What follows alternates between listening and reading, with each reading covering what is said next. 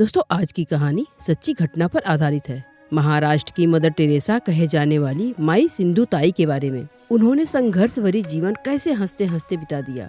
दोस्तों, कहा जाता है माई जब 9 वर्ष की थी तभी उनका शादी 35 वर्ष के एक युवक से हो गया था और उनका काम था गायों को चराना।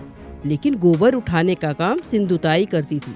उस गांव में ज्यादातर लोगों का यही काम था। दोस्तों, गाय चराने वाले आदमी को मजदूरी मिलती थी, लेकिन जो महिलाएं गोबर उठाने का काम करती थी उनसे फ्री में ही काम को कराया जाता था। यह बात सिंधु ताई को जरा भी अच्छी नहीं लगती और इसी वजह से उन्होंने कलेक्टर ऑफिस में जाकर अपने हक के लिए आवाज उठाई और उनकी यह मांग पूरी तो हो गई, लेकिन उनके अपने जीवन पर बहुत बड़ा भूचाल आ गया, जिसके कारण उनके पति गर्भवती सिंधु ताई के पेट पर ऐसी लात मारी कि वो बेहोश हो गई और उनको उसी हालत में घसीटते हुए एक गौशाला में ले जाकर छोड़ दिया, जहां बेहोशी के हालत में ही उन्होंने फूल सी बच्ची को जन्म दिया। और दोस्तों, उस समय उनकी और बच्ची की रक्षा एक गाय ने किया। जब वह अपने माँ के पास रहने के लिए गई तो उनकी अपनी ही माँ ने घर में रखने से इनकार कर दिया। इस बेरहम दुनिया में उन्हें अब कोई सहारा देने वाला नहीं था। अब सिंधु ताई अपनी हिम्मत हार चुकी थी और मरने के लिए अपनी बेटी को लेकर ट्रेन की पटरी पर जा बैठी।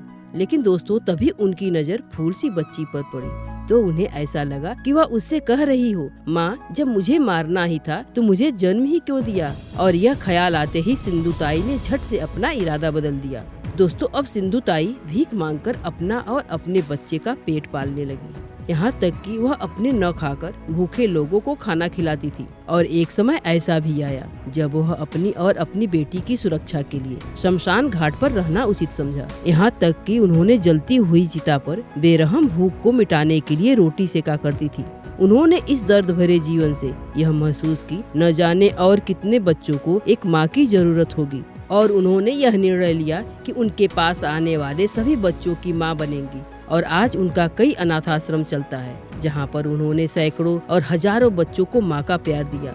दोस्तों, आज अनाथ आश्रम के बच्चे बच्चे नहीं हैं, बल्कि वह अब पढ़ लिख कर एक कामयाब इंसान बन चुके हैं। और यह सब संभव हमारी माई सिंधु ताई के कारण हुआ। यहाँ तक कि जिस पति ने माई को लात मारकर घर से बाहर निकाल दिया था, आज वह भी माई के शरण में आ गया था। और दोस्तों, माई का दिल इतना बड़ा था कि उन्होंने अपने पति को भी एक बेटे के रूप में स्वीकार कर लिया। उनका कहना था कि अब वह सिर्फ और सिर्फ एक माँ है, इसके अलावा कुछ नहीं। दोस्तों, वह अपने जीवन का सारा श्रेय अपनी माँ को देती थी। उनका कहना था अगर उनकी माँ उन्हें अपने घर में शरण दे देती तो आज वह इतने सारे बच्चों की माँ नहीं बन पाती। वाह रे माई सिंधु ताई, आपको बार बार नमन। दोस्तों, कहा जाता है अगर आप खुद बेसहारा हैं तो सहारा पाने का सबसे अच्छा तरीका है आप खुद बेसहारों का सहारा बन जाएं। और कुछ ऐसा ही किया माई सिंधु ताई सबकाल ने। हालांकि अब माई सिंधु ताई हमारे बीच नहीं रही, लेकिन वह हमारे दिल में हमेशा जीवित रहेंगी। दोस्तों, उम्मीद करते हैं कि आपको यह कहानी जरूर पसंद आई होगी। आपका बहुमूल्य समय देने के लिए बहुत बहुत धन्यवाद।